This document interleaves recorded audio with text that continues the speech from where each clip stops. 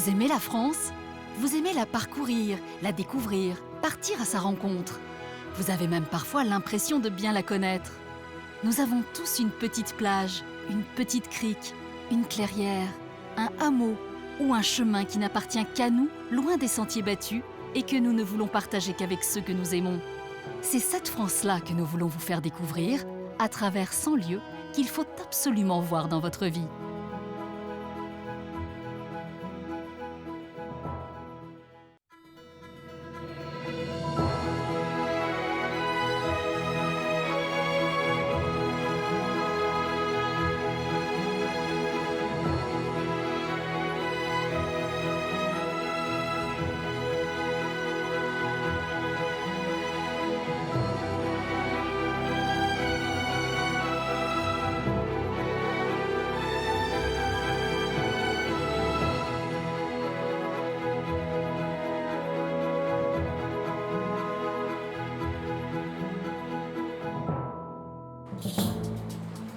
C'est un voyage sur l'une des plus belles côtes de France que nous allons faire. Situé à l'extrême ouest de la Bretagne, le Finistère a su préserver un caractère sauvage et authentique.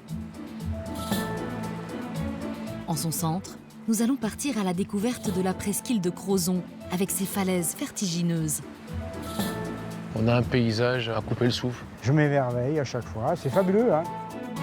Puis, au sud, nous ouvrirons les portes de cités de caractère, comme Quimper.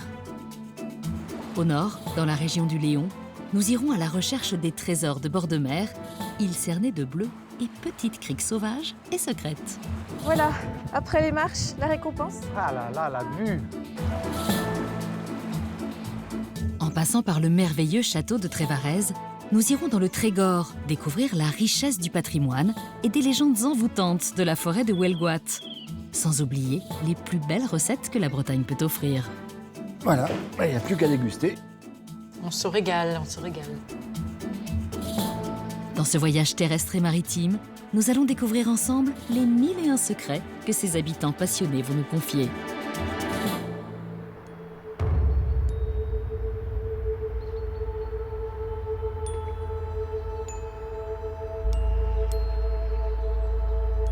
Notre voyage débute dans la capitale de la Cornouaille, Quimper. C'est ici que vit notre premier guide breton, Lucien Kergoat, maître de conférences à la retraite et professeur de langue bretonne. Mon attachement à ce pays, c'est d'abord l'attachement à une langue, le breton, qui est ma langue maternelle. Une langue, c'est une culture, chaque langue voit le monde d'une manière légèrement différente. La culture de la Bretagne est singulière, la Bretagne, c'est une histoire. Habiter ici, c'est également habiter dans un environnement qui est paradisiaque. C'est un pays extraordinaire. Lucien est ici chez lui et brûle d'envie de nous montrer, au bout de la rue Quéréon, le joyau de la cité, la cathédrale Saint-Corentin. Véritable trésor de l'art gothique, elle est le symbole de la ville et une étape incontournable. Pour cette visite dans ce bâtiment somptueux, Lucien a choisi de se faire accompagner par Élodie Poirot, urbaniste et guide de la ville de Quimper. Est-ce que tu sais qu'ici, on est dans la rue Quéréon? La rue Quéréon, effectivement, oui, la rue des cordonniers, car Quéréon en breton, c'est le pluriel de quéré, qui veut dire cordonnier. Et face à nous, la cathédrale.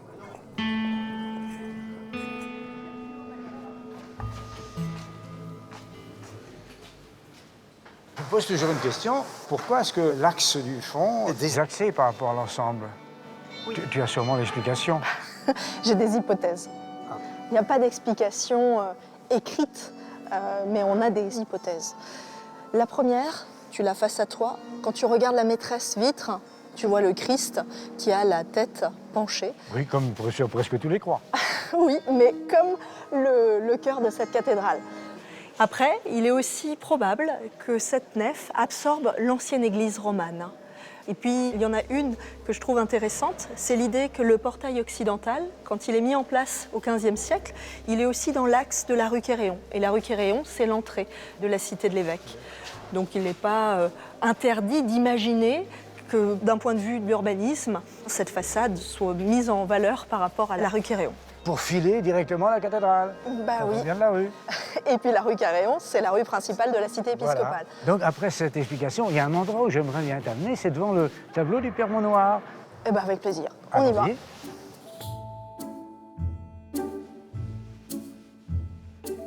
Donc le tableau représente le Père Maunoir à genoux, et puis l'ange qui semble lui donner le don de la parole, le don de la langue bretonne, car d'après la légende, le Père Maunoir aurait appris le breton en 3 jours. Un miracle. Un miracle. On lui doit la première grammaire de la langue bretonne, et une méthode très efficace pour apprendre les langues.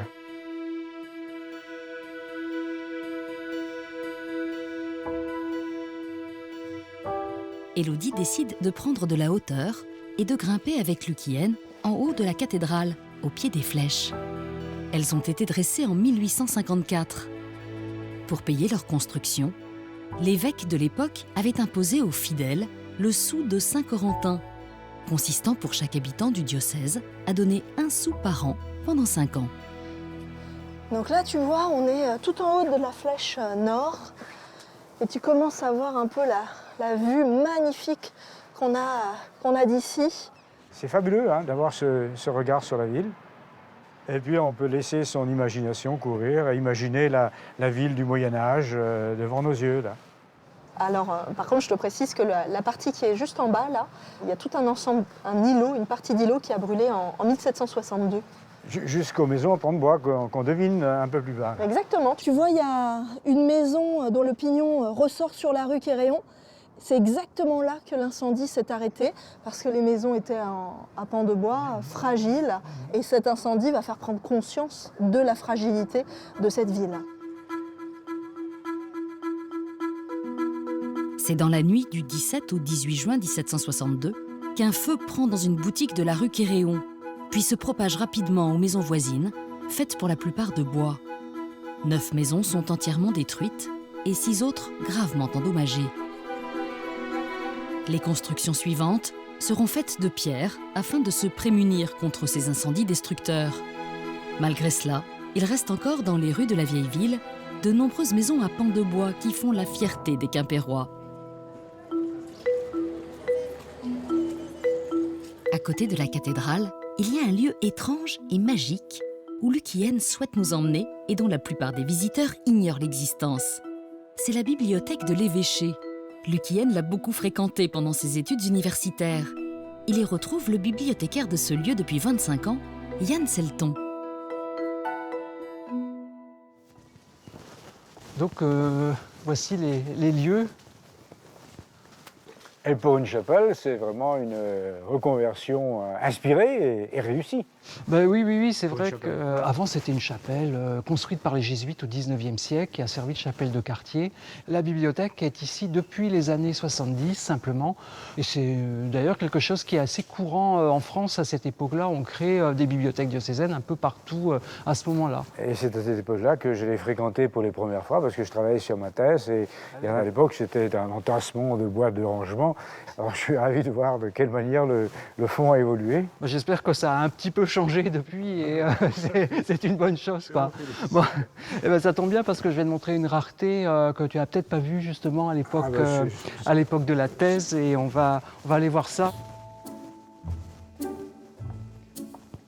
Alors voici sur la table 2 ouvrages parmi les livres les plus anciens et les plus précieux que nous conservons ici dans notre bibliothèque. Tout d'abord celui-ci qui est un incunable. Les incunables, ce sont les premiers livres de l'imprimerie qui datent de la Bible de Gutenberg à 1500.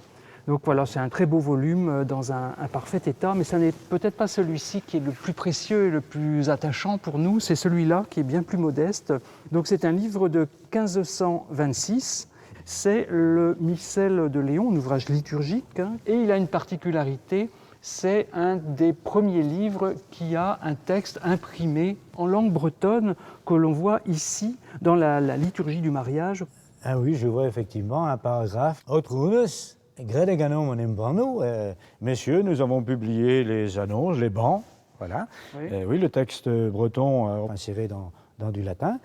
C'est un ouvrage qui est postérieur à un autre ouvrage qui est un dictionnaire trilingue breton, latin, français. Qui est du coup aussi le premier dictionnaire français qui est par le fait qui même existe. le premier dictionnaire français qui existe. Oui, oui, oui. Mais je crois que la langue bretonne était très très parlée, en tout cas en Basse-Bretagne. Elle était parlée par la majorité de la population. Elle servait également de vecteur d'enseignement. La langue était standardisée. À l'autre bout de la ville, dans le quartier de Locmaria, est née une activité qui participe depuis plus de 300 ans à la renommée de Quimper, la faïencerie. Et c'est dans les ateliers de la mythique faïencerie Henriot que Lucienne a rendez-vous avec Fabienne Kernéis. Comme la plupart des Finistériens, notre ambassadeur possède depuis sa plus tendre enfance un bol breton à son nom. Ah ben les voilà, les petits bols de mon enfance. Bah oui, c'est celui-là, mais plus petit ici. Celui-ci fait 10 cm de diamètre, il est réservé pour les tout petits enfants. Vous avez dû avoir le bol un petit peu plus grand. J'ai eu le format adulte tout de suite lorsque j'étais petit, donc avec mon nom décrit dessus. Mes enfants ont eu leur bol Henriot également. Mes petits-enfants ont également leur bol Henriot. J'y buvais mon café au lait, mes petits-enfants leur chocolat chaud. Ah bah, ça m'étonne pas, ça se transmet de génération en génération de toute façon.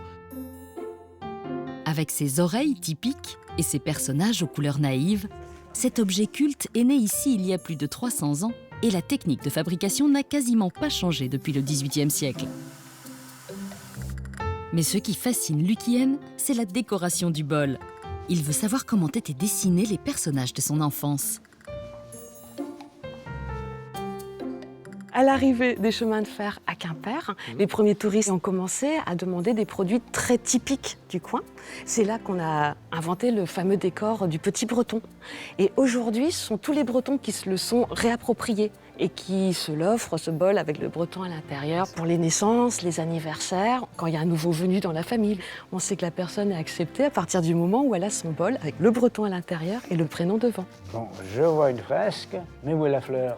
Sur le bol de mon enfance, il y avait une fleur.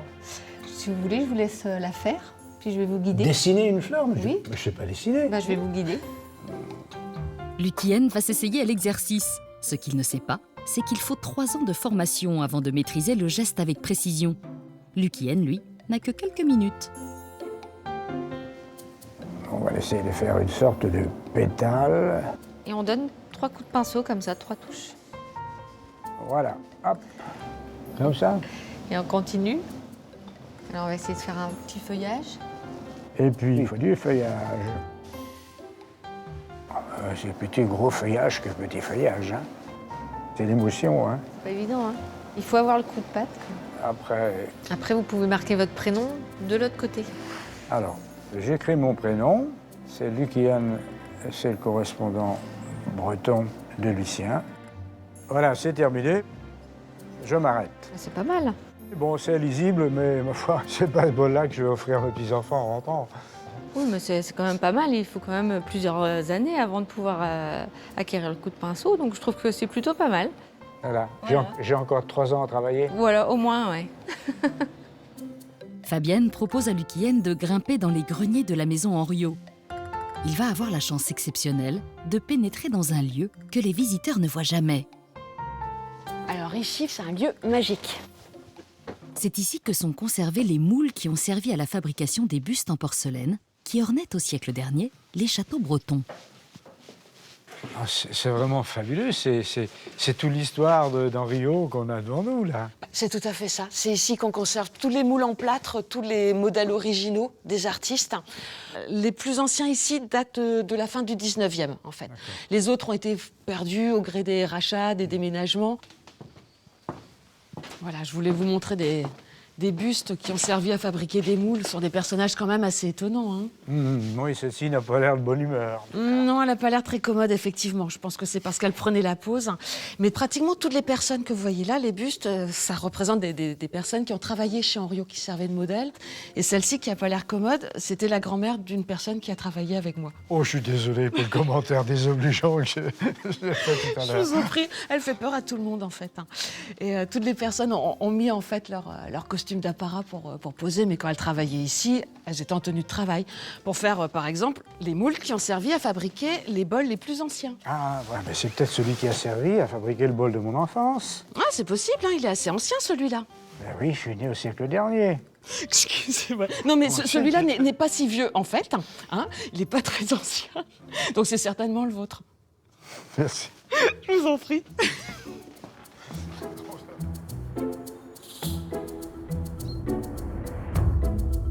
Loin de la grande ville, bordée par l'océan, la presqu'île de Crozon offre des paysages somptueux. Pointe centrale du Finistère, elle sépare la rade de Brest et la baie de Douarnenez. C'est une magnifique réserve naturelle, un endroit où Lucienne aime faire de longues promenades sur les plages paradisiaques et au bord d'impressionnantes falaises. Les falaises de la presqu'île conservent la mémoire de centaines de millions d'années d'histoire. Et c'est pour nous raconter cette saga géologique que Lucienne rejoint Yves Cyril, un géologue passionné qui vit et travaille sur la presqu'île. Alors Lucienne, tu vois, ici on est face à un grand site de la presqu'île de Crozon, à Camaret-sur-Mer, avec l'anse de Pénade, qui est bordé au sud par la grande pointe de Pénière, avec ses îlots qu'on appelle les tas de pois. Et puis on a également le rocher du Lion. On a l'impression d'avoir un sphinx couché.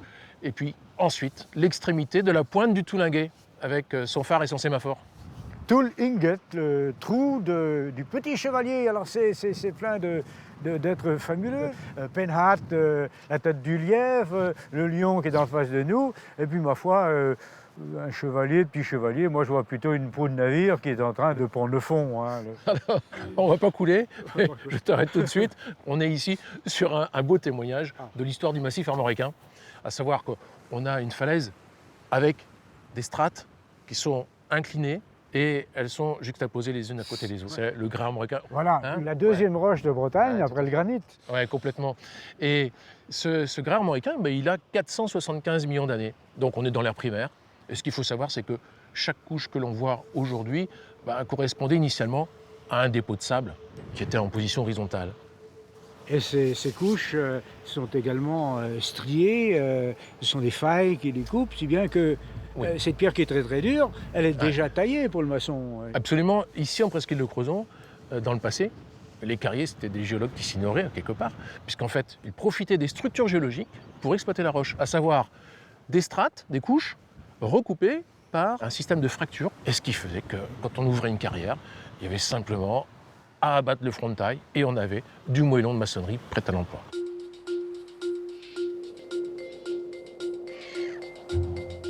Descendant des falaises vers la mer toute proche, Lucienne et Yves vont à la rencontre d'un des trésors de cette côte sauvage, les grottes marines de Morgat.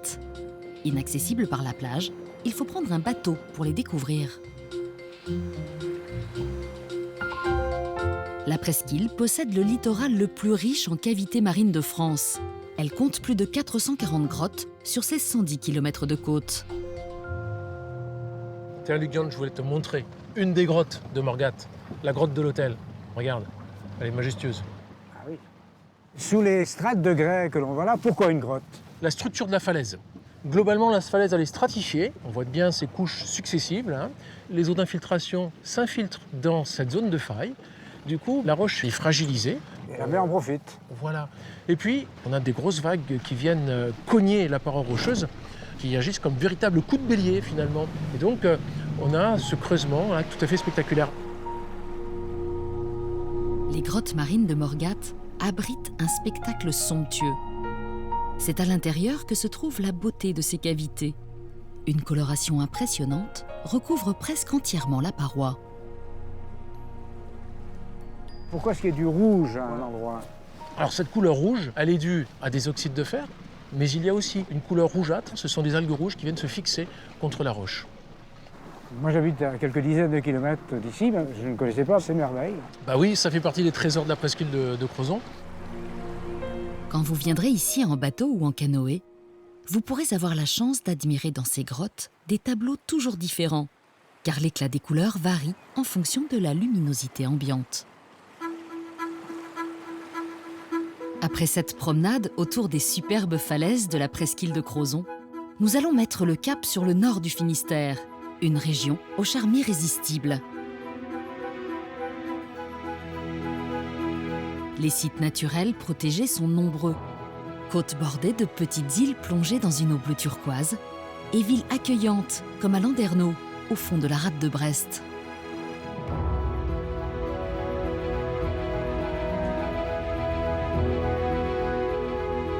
C'est sur cette côte escarpée, faite de longues grèves sauvages et appelée la côte des légendes, que vit un des plus grands marins bretons, Jacques Caraès. Né dans le département, il est navigateur et directeur de courses internationales, comme le Vendée Globe. Ici, on ne se lasse jamais des endroits, il y a tellement de petites criques, tellement de petits îlots, donc c'est un paradis magnifique. J'adore partir loin, j'adore aller sur tous les océans par mon métier de navigateur, mais j'adore toujours revenir chez moi parce que je trouve que c'est le plus beau pays du monde.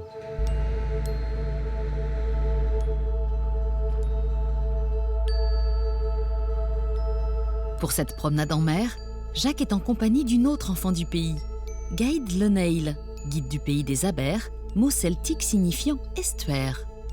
Il se dirige vers l'île Vierge, desservie chaque jour par une navette fluviale. Gaïd et Jacques accostent sur l'île, située à 1 km des côtes. Le phare planté sur ce site rocailleux est le plus haut d'Europe et le plus haut en pierre de taille du monde. L'intérieur est tapissé de 12 500 précieux carreaux d'opaline. La montée des 397 marches n'effraie pas Gaïd et Jacques. Ils savent que dans quelques instants, ils vont voir l'un des plus beaux paysages du Finistère. Viens voir Jacques. Ah, waouh! C'est extraordinaire, toute cette côte-là. Vue de si haut, on est à combien de hauteur là pour toi? On est à 70 mètres. Et tu sais, moi je me souviens bien de venir ici gamin avec les copains, copines. On était copains avec les gardiens de phare. On venait leur faire des visites, souvent l'été plutôt d'ailleurs. Et ils nous filaient la clé, on pouvait monter jusqu'ici. Ah ouais. Et c'était forcément magique, quoi. Ça, c'est extraordinaire. Et c'est vrai que l'automatisation a fait que du coup, il n'y en a plus, mais c'était des moments extraordinaires à partager avec ces gens-là. On a envie de regarder en l'air, là. Ouais, alors dis-moi, la lentille Gaïd, elle est posée sur un bain de mercure, je crois. Exactement. Ça permet en fait à la lanterne de tourner sur elle-même pour pouvoir balayer l'horizon. Et grâce à ça, on va avoir une rotation parfaite. Ça donne un éclat tous les 5 secondes. Et c'est ça la marque de ce phare de l'île Vierge. Un éclat blanc toutes les 5 secondes, c'est sa signature lumineuse et c'est comme ça que les navigateurs vont se repérer. Quasiment 27 000 nautiques de portée, donc on la voit à presque 50 km. C'est ça, en fait. donc ça fait mi-manche. Donc effectivement, Mi-manche. quand on est au milieu de la Manche, on aperçoit par des bonnes conditions le feu de ce phare. Bon, et toi Jacques, qui navigue énormément, est-ce que tu t'es déjà servi des phares pour te repérer? Ah bah bien sûr, c'est pas parce qu'on a des GPS et des positions satellites très précises que les phares ne servent plus, bien au contraire. En plus, dans la brume, ils cornent, donc on les entend aussi, donc c'est très important. Et puis si un jour tu as une défaillance électrique sur ton bateau ou que tu n'as plus de batterie, ben, c'est encore le vieux phare avec son feu qui va nous tirer d'affaire, surtout dans des régions comme on est ici qui sont hyper mal pavées. Donc je pense que le phare de l'île Vierge, comme bien d'autres, ont toujours leur utilité. Et il est là pour encore un bon moment, je pense. J'espère, ouais.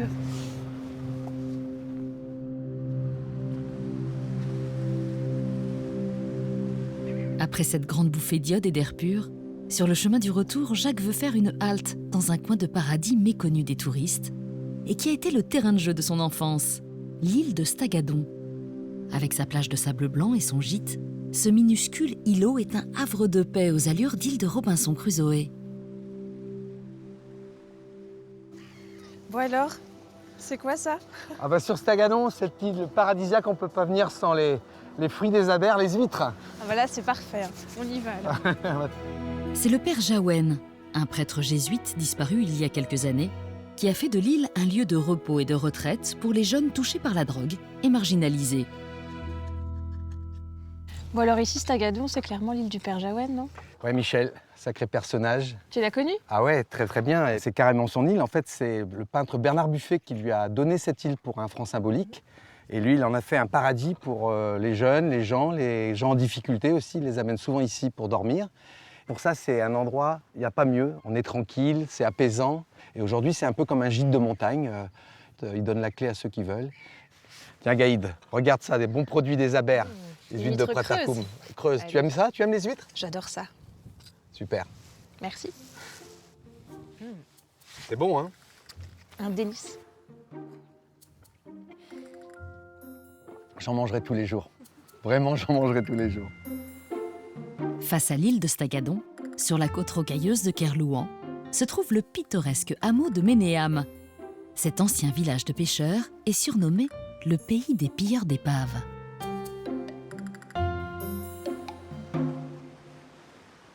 Toi qui connais bien les Antilles, les couleurs là, ça doit te parler? Les couleurs, c'est comme les Antilles, mais il ne faut pas mettre le pied dans l'eau. C'est un peu plus froid ici. C'est assez inhospitalier, mais en même temps, c'est magique, c'est beau. Et je comprends bien à l'époque ce qu'on appelait la légende du pays pagan, où on attirait les bateaux marchands qui passaient en Manche en mettant des lanternes sur les cornes des vaches, et donc ils croyaient que c'était une entrée de port, alors que c'était tout l'inverse, c'était des plateaux rocheux, très exposés, et finalement ils s'échouaient brutalement et ils étaient pillés après par les gens du pays pagan, comme on dit, Les paganises. les paganistes, Oui. voilà. C'était un mode de fonctionnement de vie ici, puisqu'ils vivaient de pas grand-chose. C'est une belle aubaine pour les habitants de la côte, hein. On peut récupérer le bois des bateaux pour se chauffer, peut-être même des trésors. Et justement, ils avaient pleine vue sur ce qui se passe ici, hein, vu qu'ils sont juste derrière. On peut aller voir à quoi on ça ira ressemble, voir ça, justement, ouais. là où ils C'est habitent. intéressant. La pierre ici, il y en a partout, hein, t'as vu? Il y a même plein de petites maisons comme celle qui est en face de nous, là. C'était les matériaux du moment aussi, sûrement. Bah oui, on faisait avec ce qu'on avait, hein. Il y a eu jusqu'à 80 personnes à habiter ici. Et là, on a une maison assez cossue. Il faut dire qu'il y avait des habitants ici à partir de la moitié du 19e siècle. Donc famille pêcheurs-paysans, finalement, ils cumulaient les deux métiers, sans doute. Et goémonier en plus. Et goémonier. Et ouais. On va Et voir là, l'intérieur? Ouais, on peut aller voir ce qu'il y a à l'intérieur. Il y a une belle surprise. Ah, Gaïd, alors c'est ça qu'on appelle les lits clos, Gaïd? Exactement. Ici, au moins, on a de quoi se réchauffer parce que dans les maisons, quand même, il faisait pas bien chaud. Heureusement, avec tout le bois qu'il y a ici. Ouais, c'est incroyable, comme il ne faut pas être trop claustrophobe, mais ça devait être d'une efficacité redoutable. Exact. Parce que tu imagines bien ici, tout le monde vivait en même temps, hein, toute la famille vivait ensemble. Et comme ça permettait d'avoir un petit peu d'intimité. Et en plus, ils sont surélevés. Donc ça permettait d'éviter d'être en contact avec l'humidité du sol, qui était en terre battue. Hein. Et on pouvait comme ça caler en dessous des meubles pour pouvoir ranger le linge ou bien tout le matériel important pour la maison. Et les ouvertures plutôt côté sud. Bah ouais, on va chercher le soleil et la chaleur là où elle est. Et les murs du nord, hein, on les ferme et on peut mettre les grosses armoires et les lits clos ici. Il y avait beaucoup de bon sens dans tout ça, finalement.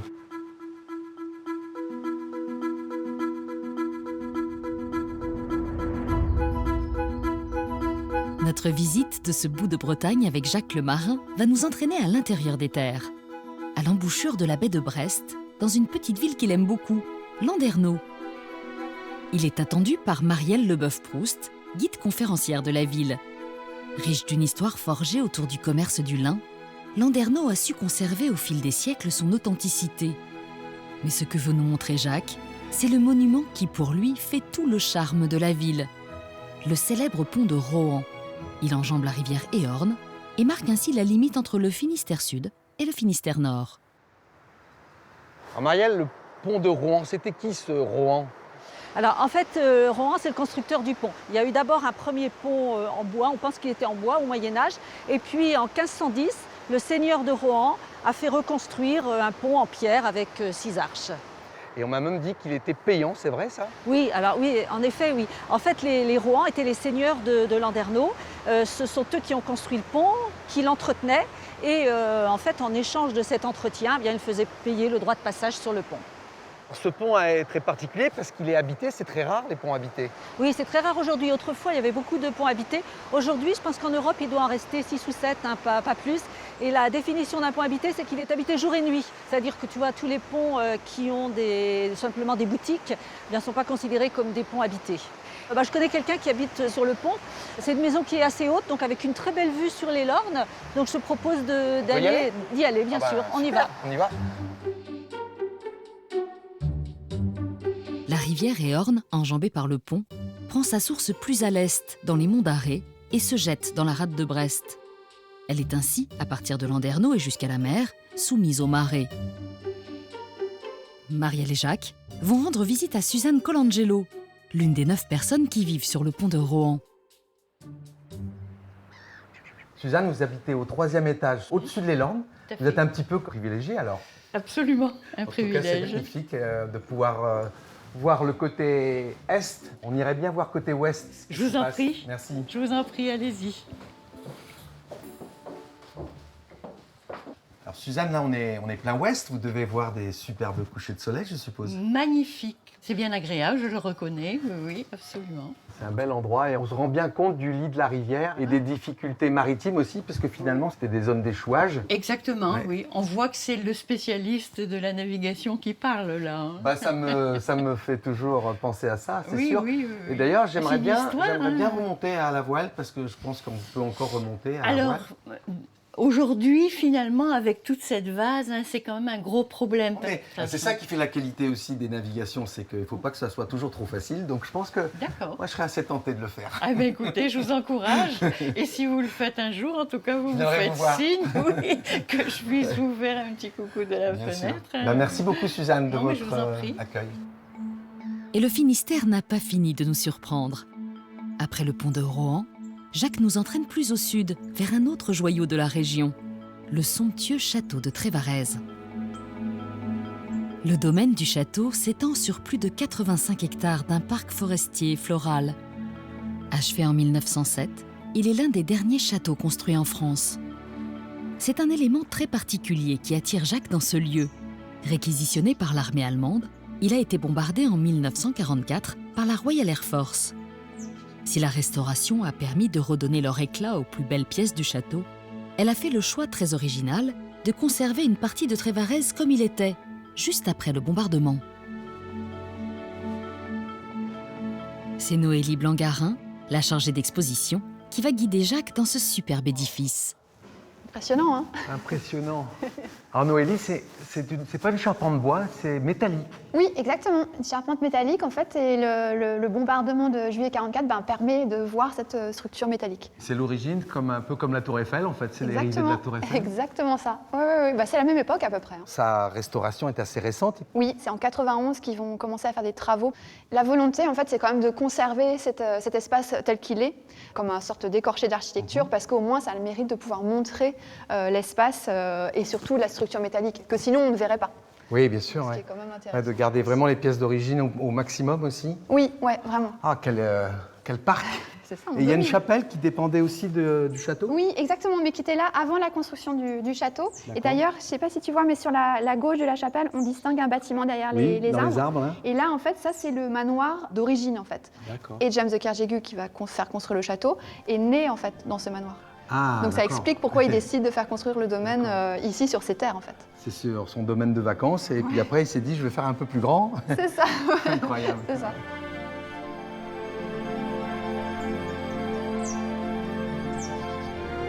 Noélie l'entraîne dans les sous-sols du bâtiment, qui attendent eux aussi une restauration. Alors là, c'est un endroit qui est interdit au public, normalement. Ah oui, c'est pas encore sécurisé? À l'époque, 80 personnes pouvaient travailler sur le domaine, et les sous-sols de 920 mètres carrés abritaient la grande cuisine du château, avec son four gigantesque. Ah, c'est énorme. Oui, hein. Oh là là, en effet. Oh là là. C'est ça la cuisine, du coup. C'est ça. Tu vois, c'est pour ça, hein, Ah oui. le temps a fait son œuvre. Incroyable. Ouais. Et moi, ce que je trouve intéressant aussi, c'est de voir qu'on a encore quand même le sol avec les carreaux de faïence. Et tu vois ici notamment les plaintes qui sont courbes. Ah oui. Donc ça permettait de nettoyer à grande eau. Ah oui. Ça, c'était une nouveauté. Ah oui, pour c'est vrai que l'époque. c'était déjà bien moderne, en fait, pour l'époque. Oui. Ouais, c'est étonnant de voir ça dans l'état actuel. Enfin, ça me fait penser, moi, au Titanic. Le Titanic, c'est 1912 et Trévarez 1907. Donc on est dans cet même esprit. Le Titanic, il repose au fond de l'eau, et mais on retrouve ça. Ouais. On a la même atmosphère, en fait. Ouais. Ah, c'est étonnant. Qui sait, lorsque vous viendrez à votre tour visiter le château de Trévarez, peut-être aurez-vous la chance de voir ses cuisines aussi belles qu'autrefois. Après cette balade terrestre, Jacques souhaite maintenant nous montrer, tout près de chez lui, un endroit où l'on élève un mollusque d'exception, typique des côtes nord du Finistère, l'ormeau. En mer, il retrouve Frédéric Laurence, l'un des responsables d'une ferme aquacole qui cultive les ormeaux. Pendant 3 ans, les mollusques vont vivre dans ces grandes cages immergées en eau profonde.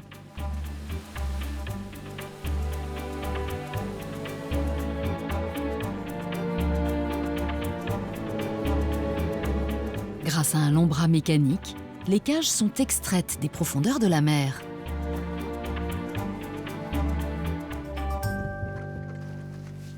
Ah, il y a du monde là-dedans. Alors là, il y en a à peu près 500. Donc ils vont se cacher dans les coupelles comme ça, ils se sentent en sécurité, protégés. Et dès qu'ils ont faim, ils vont venir brouter l'algue qui va être disponible au milieu de la cage. Ouais, c'est un sacré pied, hein. On dirait presque un escargot, quoi, géant. C'est un gastéropode. C'est un gastéropode, ouais. On m'a dit qu'ils avaient des yeux, c'est vrai? Ah, ils ont de beaux yeux verts, ouais. Là, on regarde, hop. Là, si on le prend dans la main comme ça, tu vas pouvoir voir ses yeux. Là, il est un peu stressé, mais il va sortir la tête. Ouais. Et hop, là, c'est 2 petits points verts. Ah ouais, dis donc. Ah, c'est incroyable. Bah là, il te fait un clin d'œil, tu vois. Ça doit être une femelle, celle-là. Alors Fred, là, ils ont quel âge ces ormeaux là? 3 ans à peu près? Un peu plus de 3 ans, voilà. D'accord. Donc il va être disponible à la vente d'ici quelques mois. Et ça mange combien de kilos d'algues? Je pense que quand je vois tout ce que vous récoltez, c'est... On récolte un peu plus de 140 tonnes d'algues par an. C'est-à-dire que pour faire 1 kilo d'ormeaux, il va nous falloir à peu près une vingtaine de kilos d'algues. Ah, ça croûte quand même, Ah, ça broute. Ça broute énormément. Ah, c'est étonnant. Bon, bah maintenant, ils ont bien mérité de manger un peu. On va leur apporter de l'algue. Tu veux m'aider? Ah ben, avec plaisir. Bon, écoute, Allez, vas-y. On nourrit. Donc on va leur en mettre pour 3 semaines à peu près. Et au bout de 3 semaines, tout ça, c'est digéré? Ah, tout ça, ça va être digéré.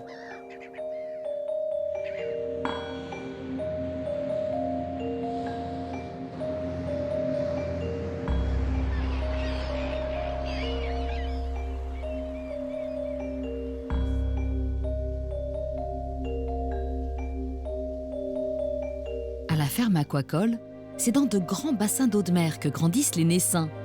Ils vont s'y nourrir de micro-algues avant de rejoindre en mer leurs aînés.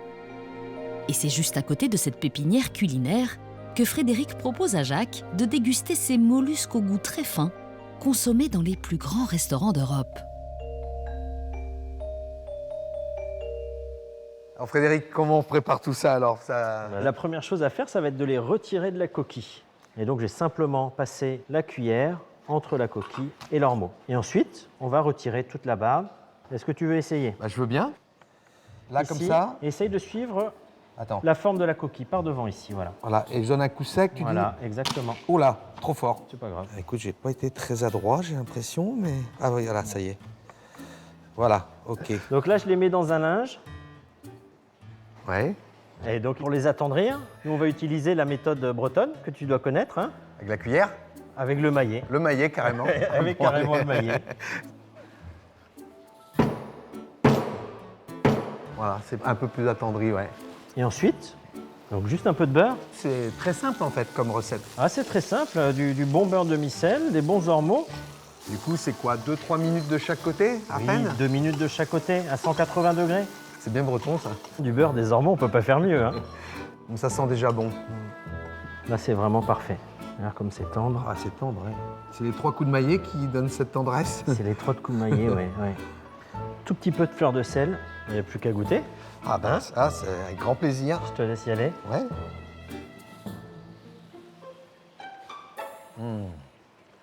Ouais, c'est exceptionnel. Ouais, c'est simple et efficace. Ah oui, tout à fait. Ah, j'en prendrais bien pour mon 4 heures. Bah écoute, hein, t'es le bienvenu. Merci beaucoup. C'était vraiment un bon moment. La dernière partie de ce voyage, au nord-est du département, est tout aussi incontournable.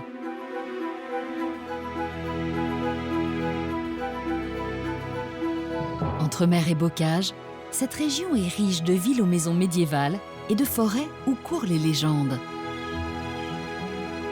Ce bout de Bretagne, anciennement appelé pays du Trégor, a su conserver son authenticité au fil des siècles. C'est un coup de cœur pour ce coin de paradis qui a poussé Marie-Laure Bourgeois, il y a plus de 20 ans, à abandonner sa vie parisienne pour s'installer sur cette côte sauvage. Les gens qui habitent ici, en Finistère Nord, ils aiment tellement le paysage et tellement leur pays qu'ils l'enrichissent sans arrêt, ils y reviennent, ils ont plein d'idées, il y a un dynamisme, on a l'impression que tout est possible. Marie-Laure nous emmène dans une ville qu'elle aime particulièrement, Morlaix. Depuis le viaduc qui semble dominer la ville, on peut voir une bâtisse extraordinaire qui a su traverser les siècles. La demeure dite de la duchesse Anne. Philippe Laëllec, qui a dirigé les travaux de restauration, en est l'actuel propriétaire. Voilà la maison de la duchesse Anne. Donc, La vraie maison de la duchesse Anne? non, c'est un nom de classement. Ah, voilà. Ça nous vient du 19e siècle. Il y a cette légende à Morlaix qui veut qu'elle y ait dormi une nuit lorsqu'elle est venue en 1505 à Morlaix. La maison est d'une qualité telle que c'est possible. Que ça n'est pas absolument incroyable.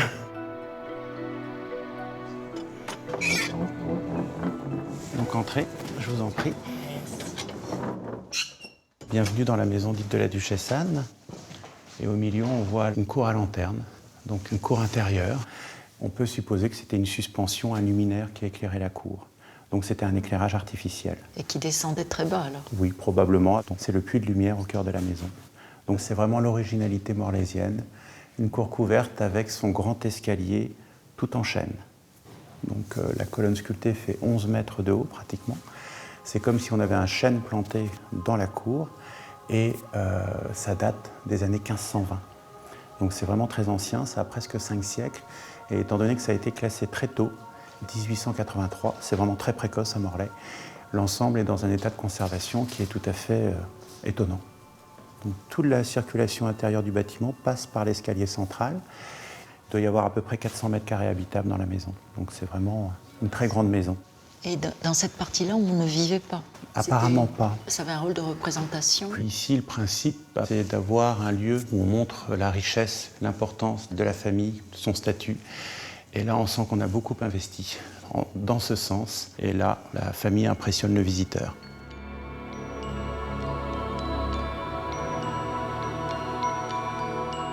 Cette maison s'est inscrite dans les activités du quartier, comme à la fin des années 20, quand elle abritait un salon de thé et une crêperie. Depuis le 19e siècle, plusieurs campagnes de restauration successives lui ont permis de traverser les années. Donc voici la cour extérieure et sa façade rénovée. Alors cette couleur rouge renvoie au sang de bœuf qui recouvrait les pans de bois à l'origine, et c'est une façade privée. Il y a très peu d'encorbellement, voire pratiquement pas, car il n'y a pas de statue à poser sur la façade pour impressionner le visiteur. Là, vous avez une vision des siècles de cette maison. Vous en parlez bien, enfin, vous la connaissez bien. C'est un peu personnel, familial. Très. Ça a été la maison de famille du côté de mon père de la fin de la guerre jusqu'aux années 70. Et je peux vous dire où était la chambre de mon père, où était la cuisine salle à manger, le salon. L'idée, c'est de restaurer l'ensemble du bâtiment, d'en ouvrir un maximum à la visite et qu'il continue à s'insérer pleinement dans le patrimoine du pays de Morlaix, car c'est vraiment un monument exceptionnel.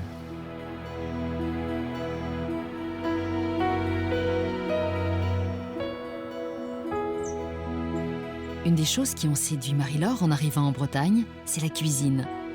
Le restaurateur et propriétaire de l'auberge du Puy de Jeanne, à Plouégat-Mouessant, est devenu un ami.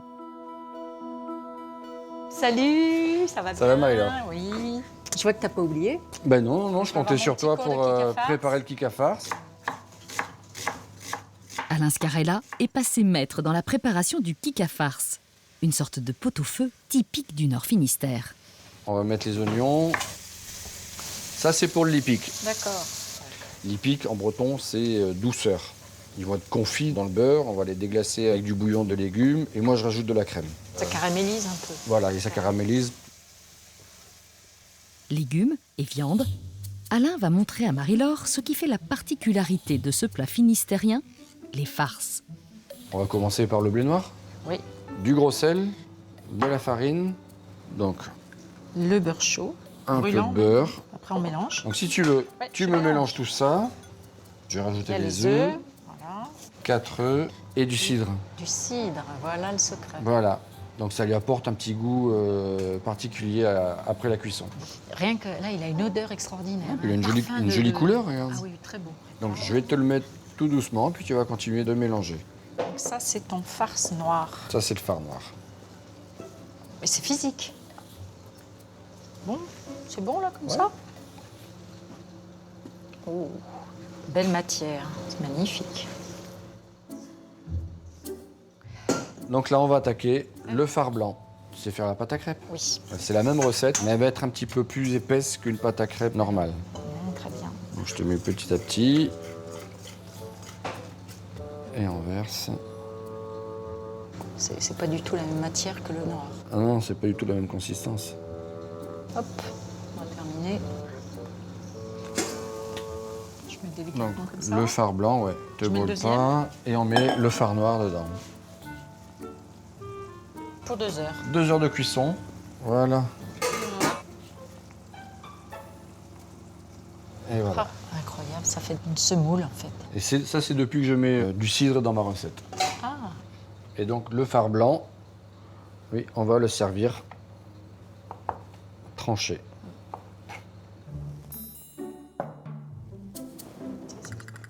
L'heure est enfin venue de goûter cette spécialité. Le grand moment. Il n'y a plus qu'à déguster. Et donc, on nous a appris quelque chose dans le pays du Léon. Tu peux mettre du sucre en poudre sur ton fard noir. Ça apporte une petite touche, c'est sympa. Et donc, il reste le jarret. C'est énorme, hein? C'est des repas à l'ancienne. Ouais. C'est un plat de fête, le kika farce. Pour les grandes familles. Pour les grandes familles, ouais. Voilà. Et la petite douceur pour couronner le tout, le lipic. Bon, ben voilà un plat magnifique. Un plat traditionnel Nord-Finistère. Voilà, c'est bon. Merci Alain. On se régale, on se régale. Je vais te faire une commande hein, pour toute la famille. Pas de problème. À ton service.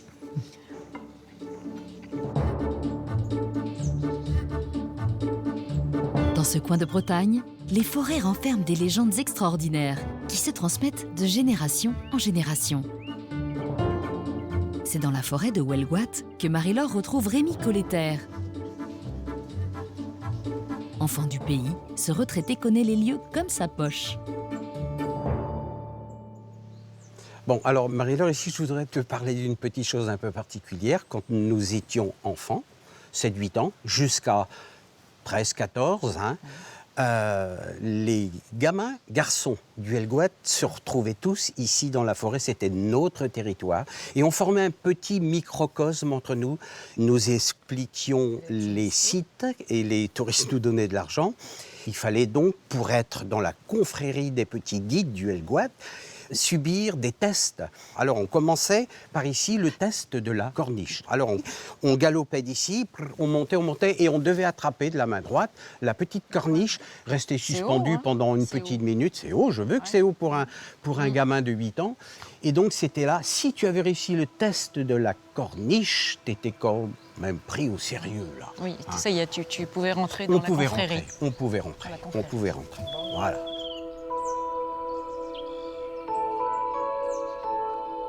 Cette forêt de hêtres de 1000 hectares serait notamment le domaine des fées et des corrigans. Ces petits lutins bretons auraient élu domicile dans les troncs d'arbres.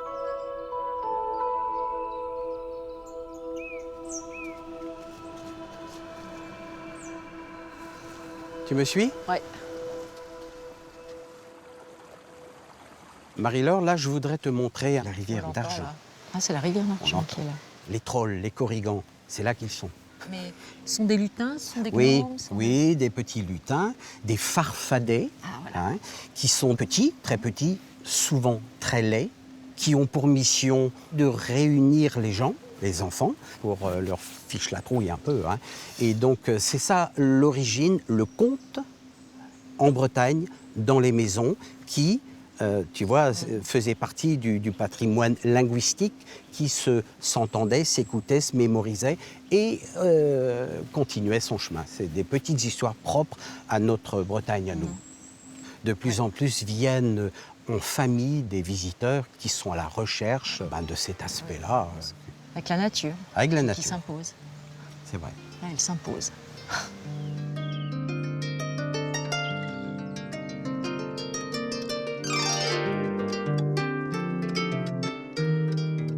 Toutes ces légendes constituent une source d'inspiration inépuisable pour les artistes de la région.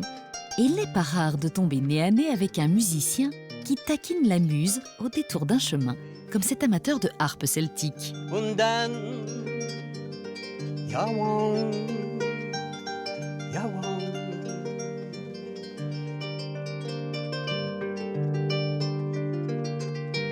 Au plus profond de cette forêt de légende, une énorme roche est surnommée la roche tremblante. Un mastodonte de granit de 137 tonnes et long de 7 mètres. Rémi en a percé le secret lorsqu'il était jeune guide. Il met Marie-Laure au défi de la faire bouger. Alors, tu pousses avec tes jambes, hein, pas avec ton dos. Bon, je crois que rien ne se passe. T'arrives pas? C'est pas là, non. Enfin, moi, j'y arrive pas. Elle est muette? À toi. Bon, alors je vais te montrer. Ah oui. Voilà, c'est Ah, ici. c'était ici. Ouais. Et tu pousses avec tes cuisses. Ouais. Tu pousses, tu laisses, tu pousses, tu laisses. Ça marche. Ça le fait? Incroyable. On dirait une respiration d'un monstre. Elle pèse plus de 100 tonnes. Elle a 7 mètres de long, 3 de haut, 2,80 de large. Elle repose sur une arête de 90 cm et pèse 1,7 tonne par mètre cube. Voilà. Alors bon, la roche tremblante, voilà, le pôle attractif de Huelgoat, certes, mais dans notre culture celte, elle avait un sens, cette roche, comme toutes les roches qui bougeaient, il y en avait quand même quelques-unes en Finistère. Et la particularité de la roche qui bouge, c'est que les futures mamans venaient frotter à la pierre qui bougeait le ventre arrondi qu'elles avaient, afin que la maternité se termine par un beau bébé sain et vigoureux, un beau bébé breton. On est en Finistère ici, la fin de la terre, la mort forcément, elle est au bout de la terre, donc la mort est très présente dans notre histoire à nous bretonnes, et très souvent des mégalithes, des pierres ont un sens, une signification dans notre patrimoine religieux, on va dire, hein, et populaire. Et j'insiste sur le mot populaire.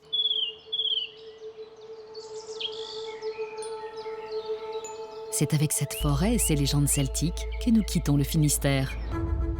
Pour un merveilleux voyage sur cette terre bordée par l'océan Atlantique, laissez-vous guider par ses habitants, amoureux de ses côtes escarpées et de ses longues plages de sable blanc, dignes des plus belles destinations du bout du monde.